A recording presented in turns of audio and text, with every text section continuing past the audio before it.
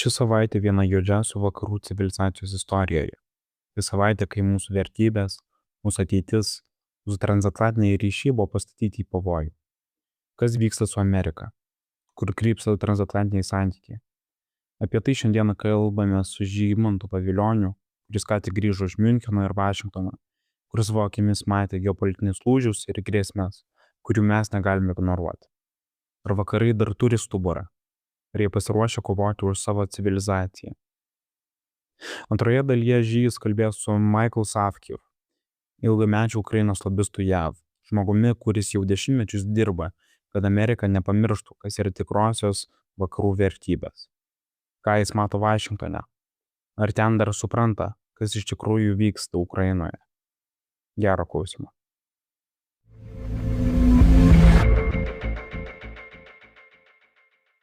Sveiki, dar sveiki Žygi, kaip laikotės?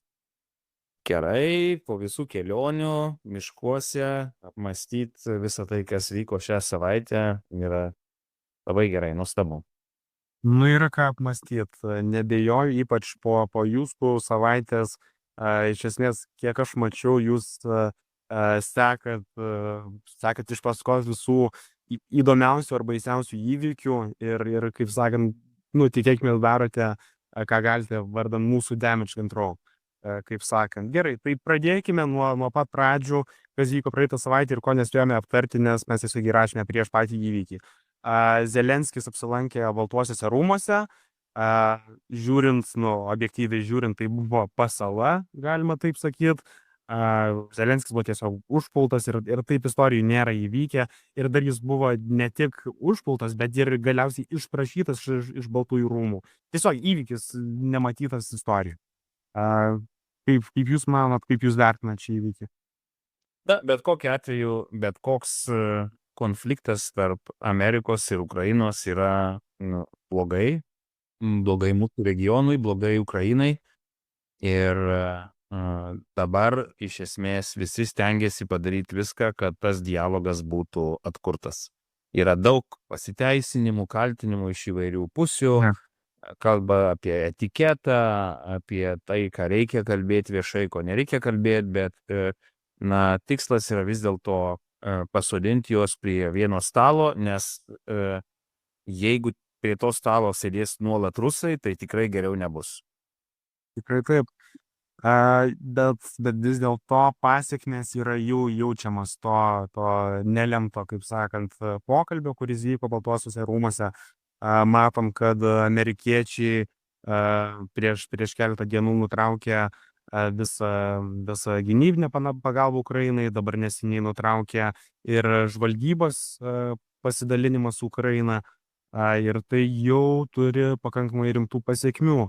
Tai yra gyvybių prasme, be to žvalgybos ir be įvairiausių tų informacinių resursų, kai kurie jau turimi gynybos reikmenys kenčia. Ir ukrainiečiai patys negali jų naudotis, norint apsiginti nuo rusų. Tai, manau, tai yra pakankamai juodas momentas visoje šito karo istorijoje ir apskritai žiūrint į transatlantinius ryšius. Labai sunku, kaip sakant, grįžti nuo šito. Tai jau yra daug žalos padaryta, ne tik teorinės, ne tik retorinės, bet faktiškai nuo šito mes galime konstatuoti, kad tikrai nukentėjo be galo daug žmonių jau Ukrainoje per pastarąją savaitę. Sutinku, Vincent, ir pats tai pavadinau juodžiausia valanda pačios Amerikos demokratijai, nes tai yra labai skaudu matyti, kai Amerika negina aukos, kuri buvo užpulta tiesiog. Kelios pamokos iš to. Visų pirma, pamokos mums visiems Europoje ir Ukrainai, kaip izraelitai pasigamina viską patys ir apsiginkluoja taip, kad nebūtų priklausomi nuo išorinės paramos, taip privalome daryti mes. Tai, kad šią savaitę Vokietijos faktiškai net dabartinė koalicija dar nesudaryta, paskelbė, aš tikiuosi, bus tie sprendimai priimti apie papildomus gal net iki 400 ar 500 milijardų eurų. Tai, kad Europos komisija irgi pateikė savo pasiūlymus dėl įvairaus lengvatinio skolimosi iki 800 milijardų. Tai, kad ir prancūzai, jau dabar mažai tokių šalių beliko, kurios neįvardino savo aukštesnių gynybos procentų.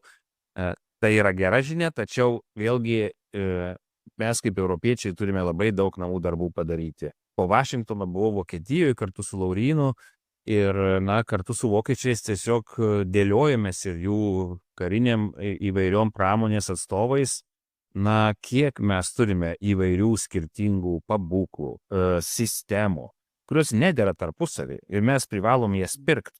Tai turim tikrai padirbėti ne tik sukeliant pinigus, taip pat ir Lietuvoje, ne tik atrandant tuos tvarius šaltinius, bet ir padaryti viską, kad mes patys kuo daugiau jų pasigamintume. Tai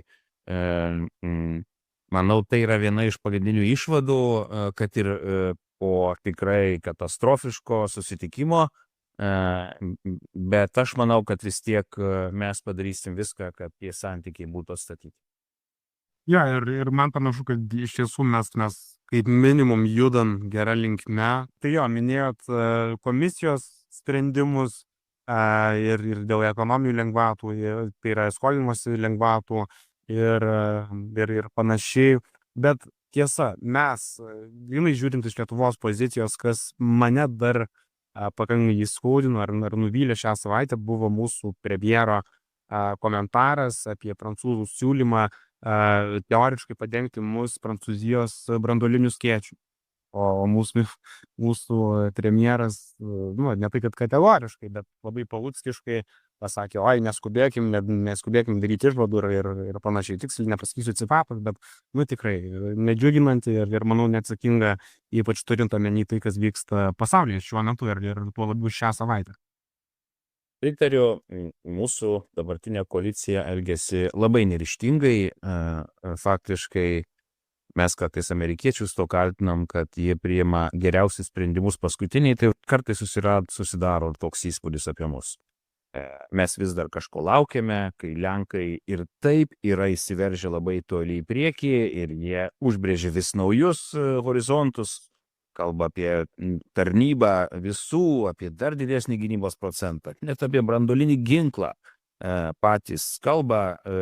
Tai gerai, kad bent mes šalia jų, Suomiai lygiai taip pat juda į priekį, su amerikiečiais sutarė dėl tam tikrų ir karinių laivų naudojimo, statymo kartu. Tai man trūksta, šalia tos kritikos tai pačiai Amerikai, man trūksta dar kažkokios darbotvarkės, kurie mes patys judėtume į priekį. Ir tai, kad mes vis dar ne prie stalų Paryžiuje, Londone ir taip pat, neįsiu per daug didelės detalės, bet vyriausybės lygių iš esmės negauname susitikimų savo atitikmenų Vašingtone, mane ir nuvilia, ir gazdina, ir taip neturi būti. Arba šita vyriausybė pajėgi dirbti, arba iš tikrųjų turi keisti sudėtį, keisti asmenybės, keisti kryptį. Ir šios dienos įvykiai dėl Sinkevičiaus, matyt, sukels tam tikrą trinti socdemų partijoje, gal pagaliau Paluckas pradės judinti vieną vietą tam, kad pradėti gelbėti, ne tik savo kailį, bet ir Lietuvą. Duok dieve, nes man panašu, kad mes, kaip ir jūs sakot, sėdim, kritikuojam, šaukiam, prašom pagalbos, bet patys niekur nejudam. Ne tik apmaudu, bet ir apgailėtin. Bet gerai, grįžtant prie pagrindinės temos vis dėlto. Jūs buvote Amerikoje ir tai tas vizitas yra aktualus kaip niekad. Tai ypač žiūrint į naują, ne tai kad naują, bet Trumpo dabartinę retoriką NATO atžvilgiu ir būtent 5 straipsnių. Kad daugmaž, jeigu jūs nemokėsite, mes neginsime.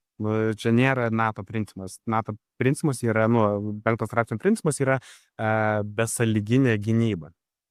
Vis dėlto. Ir dabar Trumpas, jo administracija vėl iškėlė šitą klausimą.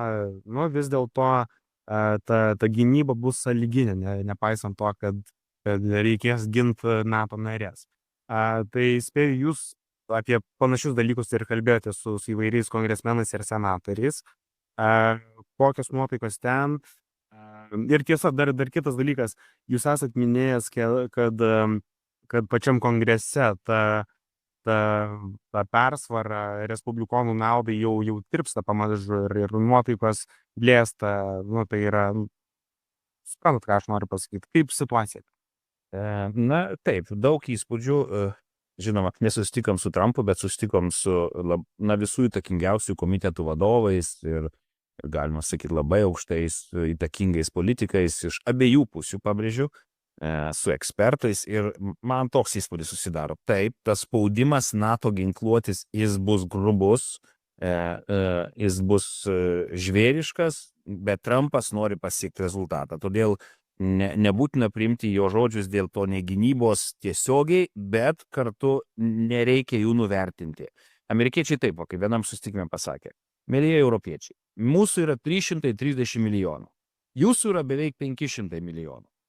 Jūs prašote, kad mes jūs apgintume nuo dar 100 milijonų beveik rusų, o mes tuo metu dar turime prilaikyti beveik milijardą kiniečių.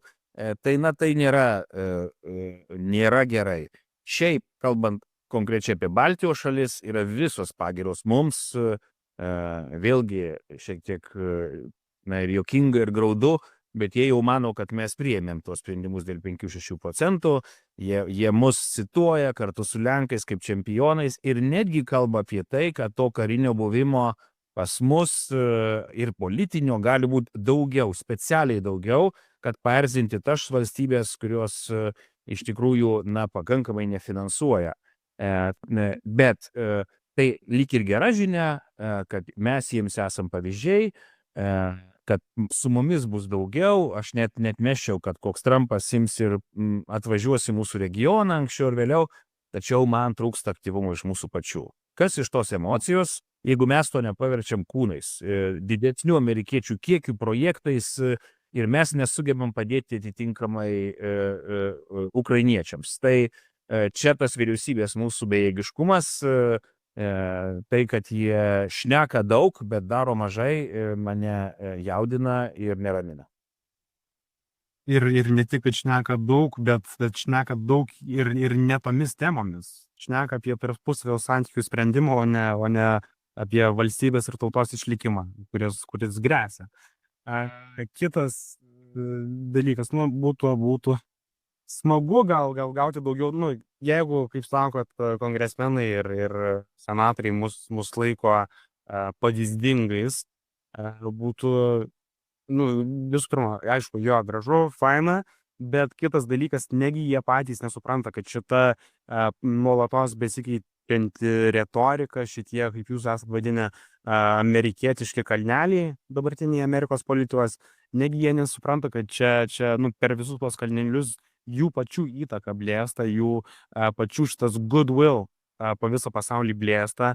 Ir galų gale mes matom, kad iš pačios Europos pusės mes pagaliau pradedam pabiški suprast, kad vis dėlto mes esam 500 milijonų gyventojų, mes vis dėlto esam pasaulio supergalia ir kad mes esam pajėgus tą ir padaryti dėl tavęs.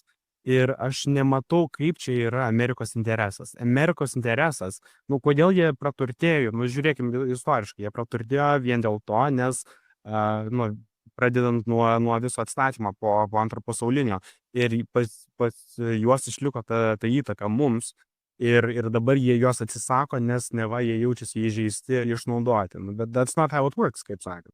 Demokratija Amerikoje yra tokia galinga, kad nemažai tų dalykų mes turime vertinti tiesiog per vidaus politikos prizmę. Netgi tai, kas įvyko tavo valiniam kabinete, aš manau, buvo daugiau nukreipta, kad ir kaip gaila nebūtų į vidaus auditoriją, negu kad į Ukrainą, regioną ir pasaulį. Tačiau ką aš supratau po šito vizito, ir čia mums apie tai reikia mąstyti, ir aš manau, kad ukrainiečiai apie tą mąstų lygiai taip pat. Jau netrukus kalbėsime su Ukrainos faktiškai vadu bendruomenės Vašingtone, kuris dirba kartu su mumis, kiekvieną dieną su juo koordinuojamės. Jau suprantama, kad po 2 metų atstovų rūmai bus tikrai prarasti. Tikrai. Ta prasme, jau dabar respublikonų mažuma yra tokia maža ir tie visi veiksmai, tos visos kontroversijos, jau niekas faktiškai Vašingtone nebejoja, kad po 2 metų atstovų rūmai bus kitose rankose, o ir senate pats girdi, susitikau su tuo respublikonų didžiausių vilkų, Mitch McConnelliu, buvusiu lyderiu daugumos, su kuriuo beje vėl po 2 savaičių susitiksim, mus ten apdovanos abu kaip geriausias kovotojas už Ukrainą, bet ar kitas senatorius Tylis, priminsiu, kad senate yra tik 3 balsų dauguma.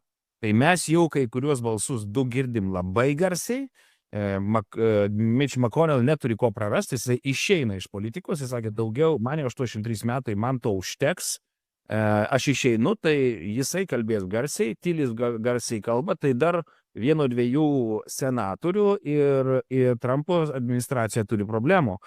Bet mums pasirinkimas yra labai sunkus. Manoma, kad tas konfliktas su Zelenskiu kilo būtent dėl šitos situacijos, kad demokratai jam pasiūlė, neįvardinsiu kokie konkrečiai, bet yra konkretus senatoriai, kurie pasiūlė jam neskubėt, palauktų 2 metų, kaip nors ten ištversi. Ir Trumpo administracija pradeda suvokti, ar bent jau taip galvoja, kad palauk, tai čia galbūt yra vidaus politika. Čia yra tiesiog demokratai. Jeigu Zelenskis atstovauja demokratus, tai mes jau kalsim. Ir nuo to, aš manau, yra ta logika nutrauk ginklų tiekimus, nutrauk laikinai žvalgybos informaciją, tam, kad prisiviliuot Zelenskį prie stalo ir pasirašytą memorandumą, kuris realiai, jis yra tik tai memorandum of understanding. Nieko ten tikro nėra, bet tai padeda Amerikai, Trumpui sakyti, kad aš su Ukraina ir tęsti, atnaujinti tas paramas. Tai tas vidaus politikos žaidimas ir aš manau, tai ukrainiečiai tikrai negali ir mes negalim laukti tų 2 metų. Mes sukandę dantis privalome dirbti su Vašingtonu dabar, kad šiuo metu nebūtų klaidos daromos, nes jos kainuoja, ir pats esi visiškai teisus, jos kainuoja gyvybės. Jo, šiaip geri pastebėjimai labai ir vienas dar kitas, gal kažkiek labiau pradžiuginantis dalykas, kurį pastebėjau per pastarąją savaitę, buvo, kad pagaliau tai, ko pakankamai ilgą laiką tikėjaus, pagaliau išėjo kažkiek pilietinės Amerikos visuomenės į gatves, reikšti savo nuomonę ir vis dėlto parodyti, kad jiems yra svarbi Ukraina ir svarbi Amerikos pozicija apskritai globaliajam kontekste, kaip vis dėlto tas laisvės švyturys. Aišku, ne tokiais kiekiais, kaip norėtųsi, bet pradžia jau yra ir tikiuosi, kad jie nesiliaus rodė savo iniciatyvą, savo nuomonę ir savo poziciją, kad jie nori matyti savo valstybę, savo Ameriką šviesos ir gėrio kelyje, o ne taip, kaip dabar atrodo pasaulyje. Ten tai labai tau pritariu, bet aš lygiai taip pat tikiuosi, kad nesiliausiu ir mūsų pastangos pakeisti Vašingtoną. To vizito metu, nors mes tikrai važiavom, kaip visos pagrindinės partijos, nebuvo ten mes nedemonstravom spalvų, mes atvažiavom kaip Lietuva. Ir socialdemokratai, ir demokratai, ir krikščionys demokratai. Faktiškai visi Ukrainos draugai pasakė, būkit geri, važiuokit. Nes jūs nesuprantat kartais regione, jūs taip save nuvertinat, bet jūs nežinot, kaip vis dėlto gerai jūs vertina amerikiečiai. Jie jūs laiko savais, įskaitant respublikonai, nes nemažai tų pastangų ir Reigano ir tų senų gerųjų respublikonų veiklų buvo nukreipta. Mes esam, galima sakyti, jų rezultatas. Aš susitikau su Paul Dobrenski, kurį įteigė man savo knygą apie savo tėvelio Dobrenskio veiklą, ukrainiečių amerikiečio, kuris visą Captive Nations rezoliuciją priėmė. Ir jinai buvo Reigano, jinai dirbo. Jinai fiziškai Reigano staferė buvo. Tai jų prašymas, važiuokit, sunku, baisu, kartais apmaudas apima, bet jūs neįsivaizduojat, kokią įtaką darot. Lenkai, jūs, tie, kuris amerikiečiai iš esmės niekada neturėjo progos nusivilti, būkit geri, važiuokit. Tai aš tikiuosi, kad tai bus daroma. Ir aš tikiuosi, kad vėlgi, tiek esu šitą sakęs, bet svarbu prisiminti, kad nereikia nuleisti rankų, reikia toliau kovoti už tai, kas yra teisinga ir verta. Dalyką, kurį pasakė vienas iš seniausių vilkų mus pagimdęs, galima sakyti, NATO nare, Jis taip pasakė, šiaip mums reikia pradėti užsimti tokią vašingtonologiją, aiškintis grupės, kurios ten veikia. Jo nuomonė šiuo metu aplink Trumpą veikia 3 grupės. Pirmoji, mažesnė, vis dar yra reiganistų, yra tų žmonių, kurie mąsto kaip mes. Antroji, didžiausia, yra ta Indo-Pacific grupė, kurie nori koncentruoti Trumpą į Kiniją ir kovoti su komunistais. Kinijos komunistai šitomis akimis žiūrint, mes esam vis dar mes esam tie, kurie parėmė Taivaną, tai galim sakyti, 2/3 vis tiek mūsų pusėje, pati bjauriausia, pati blogiausia, pati pavojingiausia yra frakcija, kurią jisai pavadino Jaltos frakcija. Tai yra tie patys instinktai. Pasidalint pasaulį. Yra kai kurių žmonių, aš tikrai nenoriu juos įvardinti, kurie nori tiesiog pasišildyti rankeles su rusiškais pinigais. Rusam yra žiauriai sunku. Mes susitikom su karo instituto ekspertais. Rusam žiauriai reiks pertraukos, nes, gerai, dar metus jie gali taip varyti, bet jau reikia naujos mobilizacijos. Pramonė jau nepajuda. Jiems reikia nuiminėti sankcijas. Ir jie dabar prašo amerikiečių nuimti sankcijas. Taip pat šita grupelė, Jaltos grupelė, mainais už tai nori gauti kokį nors ten kasyklų, kokį nors ten naftų. Tokių šrioderių jau buvo visoje Europoje, netgi kiekvienoje šalyje, kurie parsiduodavo rusam. Tai su jais reikia mums kovoti negailestingai, argumentais, kad tai net nėra Amerikos interesas. Tai yra kažkokių berniukų ir mergaičių interesas, kuris baigsis labai liūdnai. Kas šiandien gerbė šrioderį Vokietijoje? Nieks negerbė. Tai jis yra keiksmažodis faktiškai. Tai jeigu jie nori būti keiksmažodžiai, jeigu jie nenori, aš jau taip atviriau kalbu, kad jų mašinų nepirktų ir jų akcijos kristų, pirmin. Tai mes čia turim kovoti su jais negailestingai.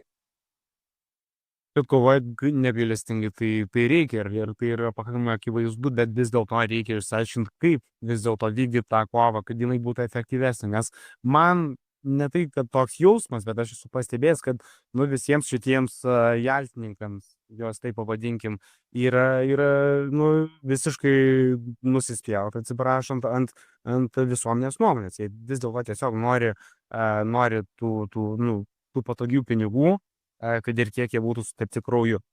Ir aš nežinau, ar iš vis yra įmanoma su jais kovoti. Yra įmanoma ir vienas patarimas tų jau tikrų gerų draugų, sakyčiau, reiganistų yra, neikite atviru taranu. Pažiūrėkit, Bidenas realiai nekentė Netanyahu ir Netanyahu nekentė Bideno. Tiesiog, fiziškai, beveik negalėjo vienas pakeisti. Bet surasti nors vieną kritišką pasisakymą tarp jų abiejų. Jie už uždarų durų kaldavosi kai vilkai, kai liūtai. Tai mums reikia tą išmokti. Ir ukrainiečiams reikia tą išmokti. Ir čia jau aš tikrai nenoriu jų kritikuoti, bet kaip profesionalus diplomatas kartoju. Ir po šito vizito dar parašiau visiems aukščiausios ukrainiečiams. Supraskit pagaliau, žaidimas Vašingtone turi būti bipartisan. Negali žaisti su viena ar kita partija. Tai yra demokratija. Jie po 2 metų pasikeičia prezidentai. Prezidentai beje keičiasi dažniau negu pas mus Europoje, 4 metai. Atstovų rūmai keičiasi kas 2 metai. Tai čia visiška dinamika. Visur privalo turėti draugų. Neinvestuokit vien tik į demokratus ir respublikonus. Dirbkit su visais, su kvailiausiais, keiščiausiais, su radikaliausiais, pikčiausiais žmonėmis. Nebijokit to darbo. Bet pagalvokit, ar viešumas geriausias yra ginklas, nes jiegi valdo viešumą. Kokie Maskai ir kitokie valdo Twitterius. TikTok ir kitokie, taip sakant, jau nekalbant apie Maską, bet apie kitus mūsų priešus. Tai manau, kartais geriau nesukti tų rusiškų rulečių, kurios jaltiškai sukamos, nes jos mus pagauta sulaužo, bet suras savo būdų. Kalbėti su kongresmenais, kalbėti su verslu, važiuoti į valstijas, daryti aktyvią lobistinę veiklą, kuri anksčiau ir vėliau baigsis gerai, aš to tikiu. Labai teisingai pasakyti ir ačiū Jums už tai, kad imatės tokios veiklos ir kad skrendat visur savaitgaliais ir ariat juodai ir manau, kad gal tai ir turi rezultatų, bent jau labai viliuosi dėl mūsų valstybės, mūsų tautos ir mūsų regiono ateities ir išlikimo. Bet gerai, tada aš jau jūsų daugiau šiandieną nebetraukdau, žinau, kad labai užsiėmęs esate ir geriausiai pavargęs po šios savaitės. Taigi ačiū labai, kaip ir kiekvieną kartą ir iki sekančio. Ačiū, Vincentai, paskutinis pagyros žodis tau, iš tų, kurie klauso mūsų tinklalaidę, labai patinki tu. Tas jaunas žmogus, toks drąsus, žinai, jis toks fainas, tai tikrai džiaugiuosi, kad tu tai darai, turime kalbėtis, turime ieškoti būdų, ne tik verkti, nes kas iš to verkimo? Verkimas rezultatų neatneša, veiksmas atneša. Ačiū, Vincentai, tau. Ačiū Jums.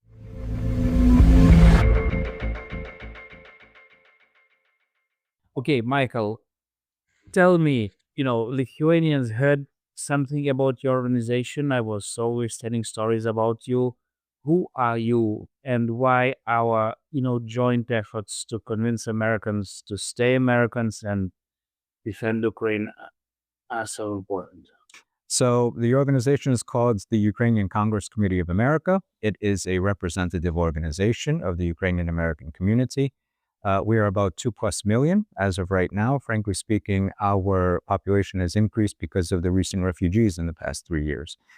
So there are about 250,000 Ukrainian refugees that have come to the shores of the United States. They've received temporary protective status. So we're close to 2.25 million right now. We represent the interests of the Ukrainian community. By representing the interests of the Ukrainian community, this organization has been in existence since 1940. We are commemorating and celebrating our 85th anniversary this year. Obviously, from 1940, interesting in terms of the refugees, we were formed because of the influx of Ukrainian refugees between two empires of the Soviet Union and obviously Nazi Germany, as an opportunity to expand the plight of Ukrainians and the plight of Ukrainians in their homeland, but the plight of Ukrainians obviously in the United States. Fast forward 85 years, and we're still considering and advocating for the plight of Ukraine, as well as for the plight of Ukrainian Americans. So looking at this is a partnership that we have in the United States of America with other Central and East European communities. In 1994, we formed what is called the Central and East European Coalition, of which we also have a wonderful representative organization from the Lithuanian community. We're very grateful for all of Lithuania's support for all of the various diaspora communities in the United States of America. We are about 25, close to 25 million as a voting bloc. And these are voting blocks that are in key crucial electoral states. Pennsylvania, in the Midwest with Wisconsin, Illinois, Ohio, and Michigan. We bring, obviously, a voice to what is happening in American politics. And hopefully, obviously, that voice will be transferred to good policy. Michael, you saw it all. I still remember you opening the Holodomor Memorial just close to the hill, and looking now currently to all those dramas that makes Baltic nations also scared. Do you think we can still fix this administration, knowing that you've been fixing all new administrations who've been falling in love with Putin, making all the same mistakes? But do you think we will be able to make it this time?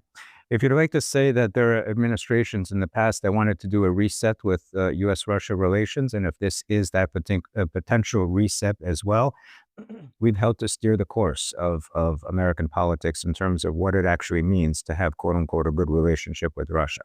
Everybody knows what Russia is its intent. Russia has always been a very imperialistic society. Its leaders, obviously, are very dictatorial and tyrannic.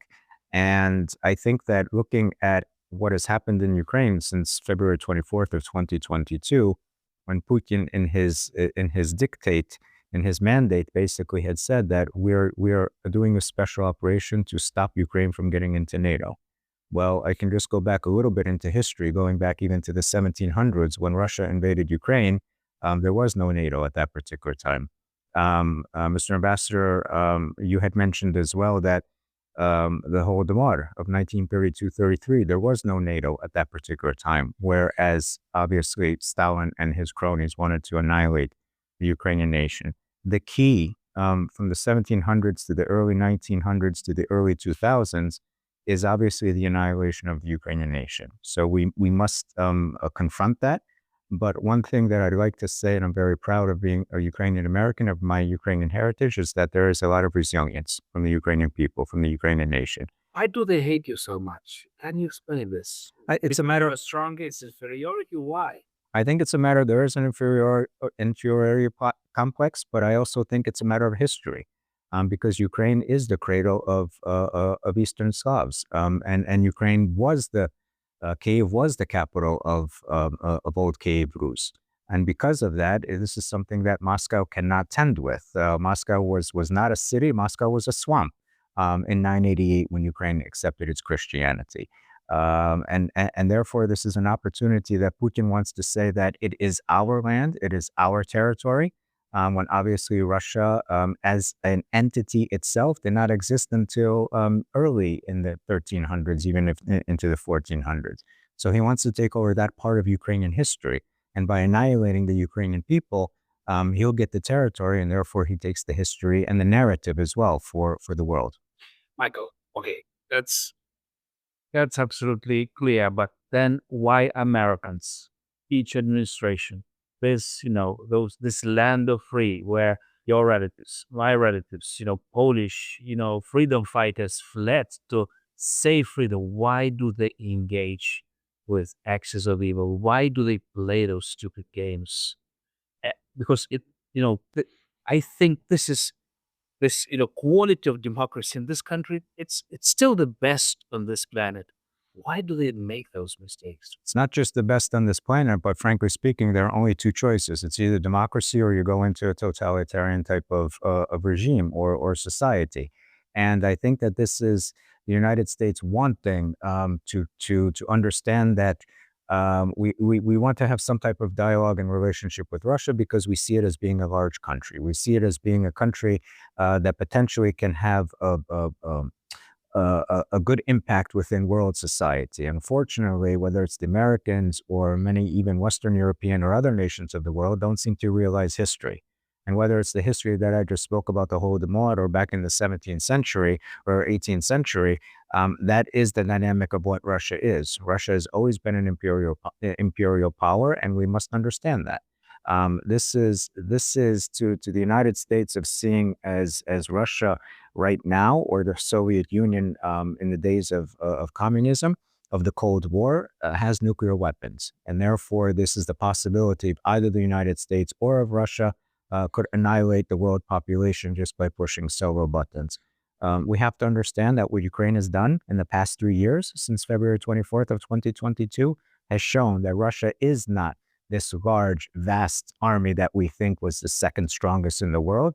Frankly speaking, right now, the second strongest army in the world is the Ukrainian army, and having to fight back against a much larger Russian army, many more men that the Ukrainian army and the armed forces are all about, yet at the same time stands resilient and stands strong and is protecting their democracy, sovereignty, and territorial integrity as much as possible. Michael, I know you and respect you wholeheartedly. You are a man of deeds. You work hard to make America really great again. Fight for freedom, fight for American dream. In Europe, we will try to do our homework. We're trying to push hard, defense spending, helping you, sanctions. But what would be your advice to Lithuanians in America or any other Europeans that we bring from time to time here to the Hill? What can we do to make our activities even more effective? I think the advice that I would give to the Lithuanian community, give to the Lithuanian government, to the greater Lithuanian nation, is the same advice that I give to my Ukrainian diaspora throughout the world, not just here in the United States. Be engaged. be as engaged as possible. Engage with other world leaders, for Vilnius to engage with other world leaders, for the Lithuanian nation as they travel throughout the world, as they engage with other NGOs, with other societies, tell the story about why this is not just a war in Ukraine about Ukraine.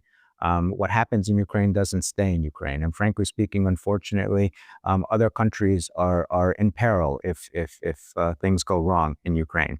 It's the same thing that I say for any community is engage with your elected officials, engage with society, engage with media outlets. They have to know that there is the truth, that there is a narrative out there that is not coming from Moscow.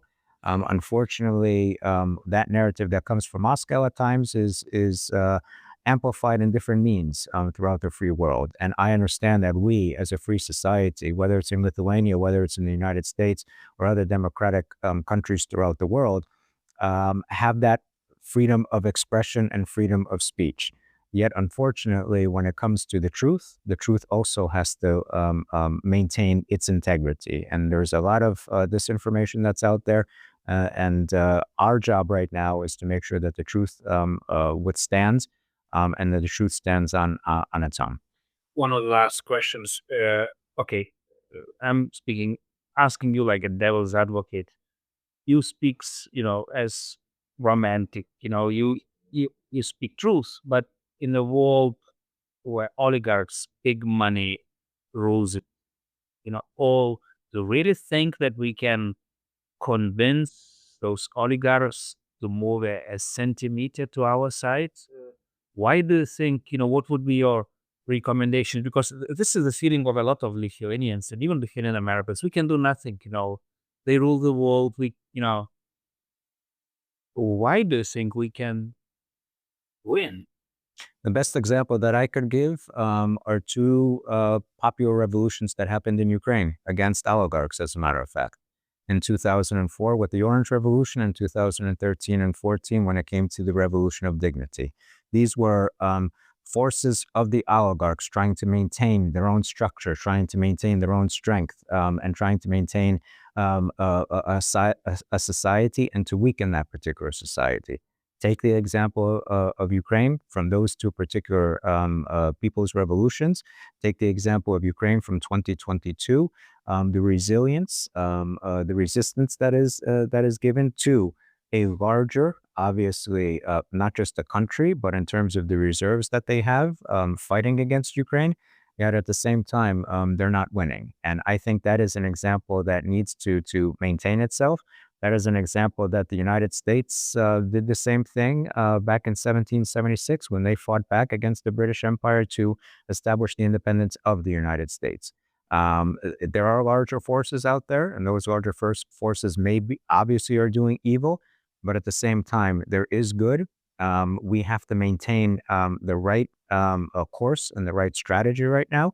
There could be, it's many-pronged strategy. I can't say that it would be one thing or another thing or a third thing, but what I can say is that collectively, whether it's a community of democracies, whether it's individual societies, whether it's individuals themselves, this is the opportunity, because unlike any other time in history, the world is in peril, whether we realize that or do not realize that.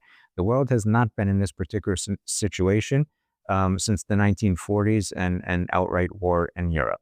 This is a war in Europe. This is not just a war in Ukraine, but this is a war that is affecting the entire world. And if it is not solved in a Ukrainian victory, it will have ramifications for that community of democracies, as well as the excessive aggressors will feel that much more emboldened and that much more empowered to take over different parts of the world.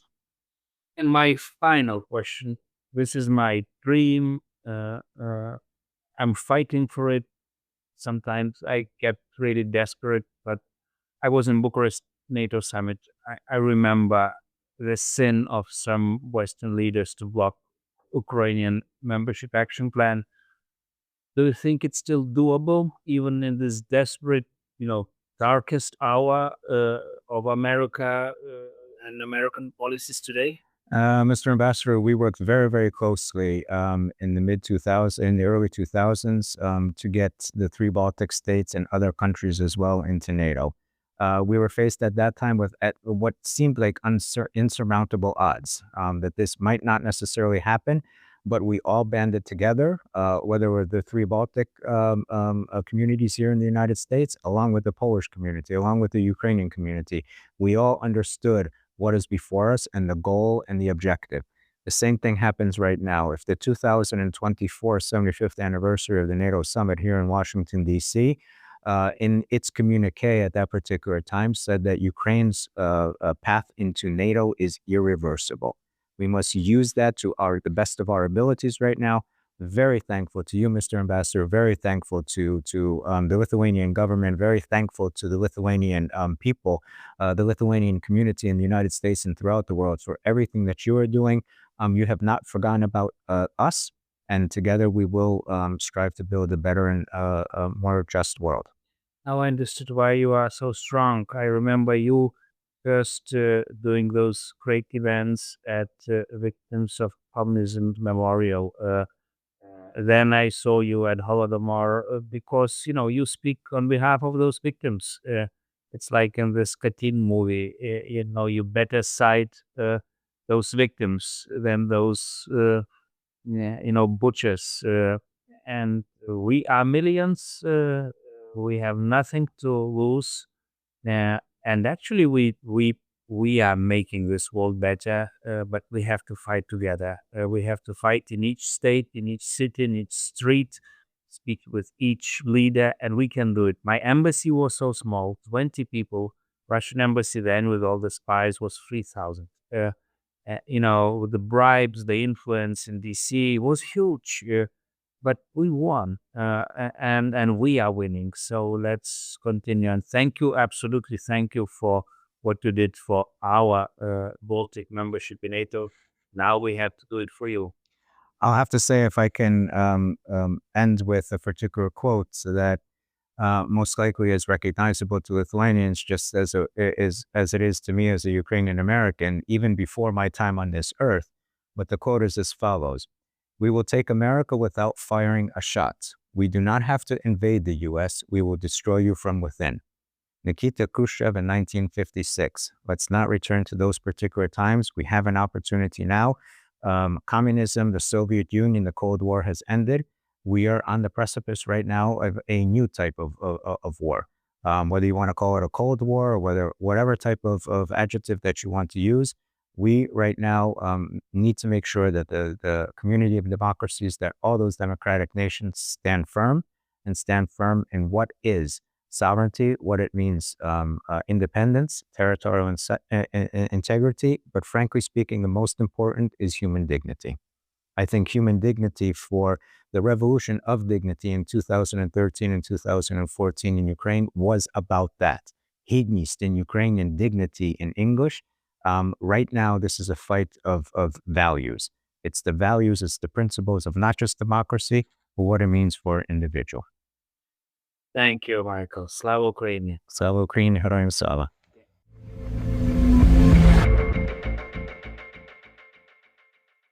Ukraina tampa vaikiškų žaidimų objektu, o tuo tarpu tikri žmonės kenčia ir miršta.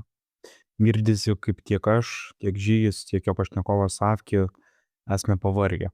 Ir kaip nepavargti, kai mūsų civilizacija, mūsų vertybės tampa ciniško, blogio žaidimų įkaitais. Bet pavargti tai dar nereiškia pasiduoti. Pasidavimas reikštų ne tik Ukrainos, bet ir viso to, ką laikome šventu pražūtį. Jei nuleisime rankas, jei leisime kruviniems ruskių nagams prasiskverbti giliau, mes prarasime ne tik teritorijas ar žmonės, mes prarasime savo ateitį ir visą tai, ką laikome šventą. Todėl nepasiduokime, kovokime ne tik ginklais, bet ir žodžiu, veiksmu, idėjomis. Mūsų pareiga išlikti budriems ir neleisti blogiui laimėti, nes jei mes stovėsime tvirtai, jis sugrius, kaip griūva visi tironų pastatyti smėlio rūmai. Laisvė laimi tik tada, kai mes jos nepaleidžiame, nepasiduokime. Ačiū, kad klausėte ir iki sekančio karto.